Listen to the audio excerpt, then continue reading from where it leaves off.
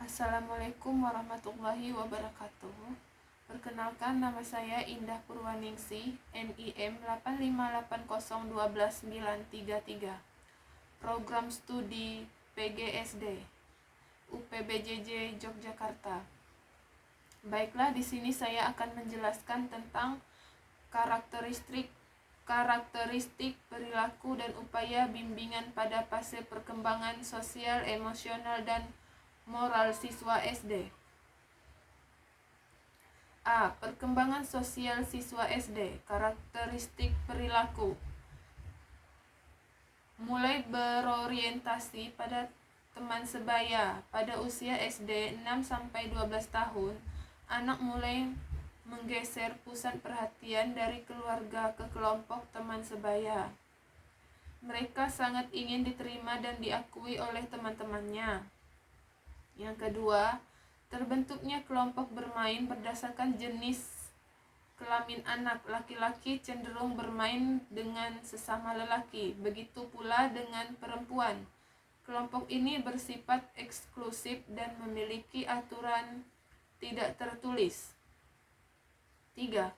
Munculnya persaingan dan kerjasama anak melalui mampu bersaing secara sehat dan bekerja sama dalam permainan atau tugas kelompok, meskipun kadang masih egois.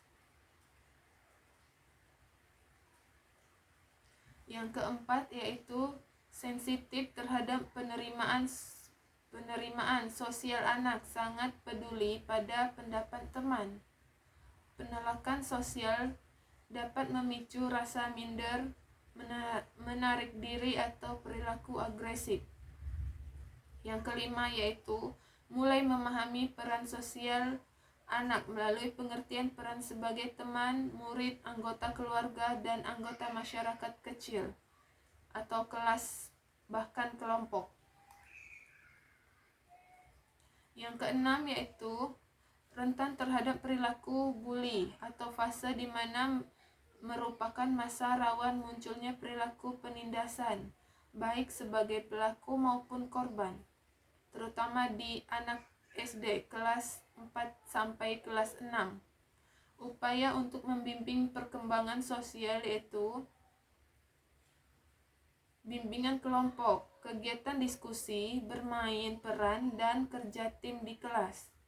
Pembelajaran kooperatif, yaitu tugas kelompok yang mendorong kolaborasi dan toleransi. Pemodelan perilaku sosial, yaitu guru dan orang tua mencontohkan cara berinteraksi yang baik. 4. Program anti-bully, sosial, perhatian empati, dan penanganan kasus. B. Perkembangan emosional siswa SD. Karakteristik perilaku yaitu 1.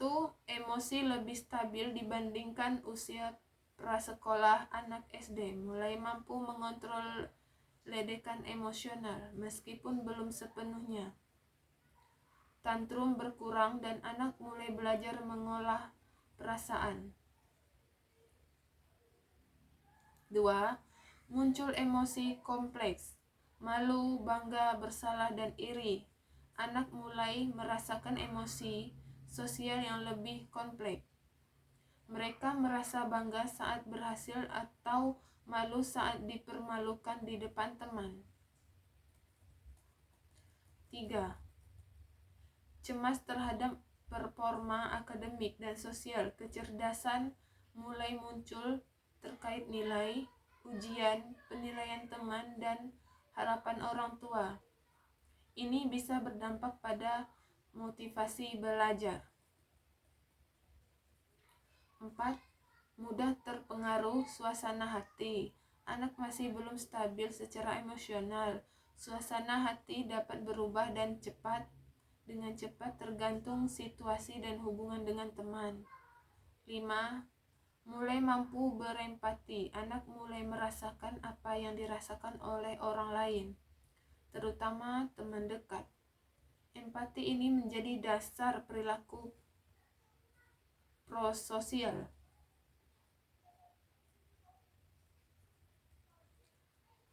C. Perkembangan moral siswa SD. Karakteristik perilakunya yaitu yang pertama, berada pada tahap moralitas heteronom. Yang pertama, kelas 1 sampai kelas 3 SD. Anak menilai baik buruk berdasarkan aturan orang dewasa. Aturan dianggap mutlak dan tidak bisa diubah. Kelas 4 sampai dengan kelas 6 SD, anak mulai memahami bahwa aturan bersifat kesepakatan bersama dan dapat disesuaikan. Yang kedua, berada pada tingkat prakonvensional atau konvensional. Prakonvensional awal SD, anak berbuat baik karena takut hukuman atau ingin mendapat hadiah. Konvensional yaitu anak berbuat baik untuk mendapat persetujuan sosial dan mematuhi aturan yang berlaku. 3. Mulai memahami konsep keadilan. Anak sangat peka terhadap rasa adil dan tidak adil. Mereka akan protes jika merasa diperlakukan tidak setara dan dibandingkan teman. 4. Internasionalis nilai moral dan lingkungan anak. Menyerap nilai-nilai moral dari orang tua, guru, teman, media, dan agama. Nilai ini belum sepenuhnya menjadi bagian dari dirinya, masih bersifat internal.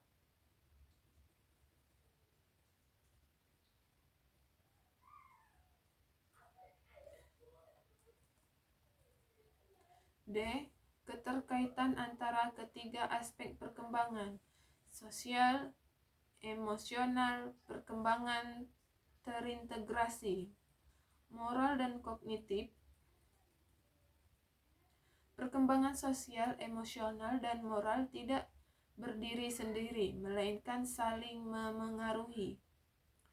Anak yang sehat secara emosional cenderung lebih mudah bersosialisasi dan berperilaku moral.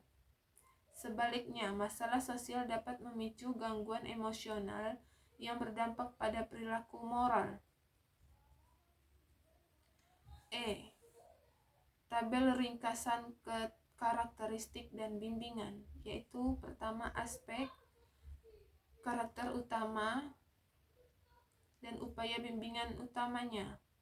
Sosial, orientasi teman sebaya, rentan bully, mulai memahami peran sosial. Perkembangan kooperatif, program anti-bully, bimbing kelompok. Sosial. Sedangkan emosional yaitu emosi kelompok, cemas, performa, mulai berempati. Untuk upayanya yaitu literasi emosional, regulasi emosional, dan iklim kelas aman. Sedangkan untuk moral yaitu dari heteronom ke otonom, peka terhadap keadilan internasional nilai. Untuk upayanya yaitu diskusi dilema normal, keteladanan, pendidikan karakter. Sekian penjelasan saya tentang